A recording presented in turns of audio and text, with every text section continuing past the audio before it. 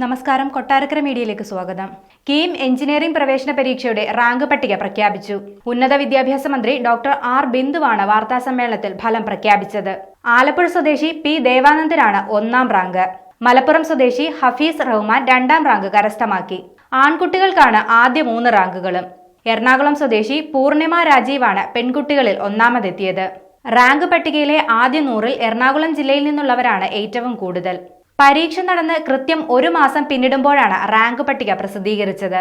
79,044 വിദ്യാർത്ഥികളാണ് ആദ്യ കീം ഓൺലൈൻ പ്രവേശന പരീക്ഷ എഴുതിയത്. ഇവരിൽ 52,500 പേരാണ് റാങ്ക് പട്ടികയിൽ ഇടം പിടിച്ചത്.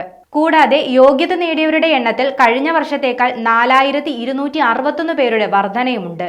ആദ്യ 100 റാങ്കിൽ 13 പെൺകുട്ടികളും 87 ആൺകുട്ടികളുമാണ് ഉൾപ്പെട്ടിരിക്കുന്നത്. ആദ്യ 100 റാങ്കിൽ ഉൾപ്പെട്ട 75 പേർ 1ാം അവസരത്തിൽ തന്നെയാണ് യോഗ്യത നേടിയത്. 2ാം അവസരത്തിൽ ഈ റാങ്കിനുള്ളിൽ വന്നവർ 25 പേരാണ്. റാങ്ക് പട്ടികയിൽ ഉൾപ്പെട്ടവരിൽ ഏറ്റവും കൂടുതൽ ആളുകൾ എറണാകുളം ജില്ലയിൽ നിന്നുള്ളവരാണ്.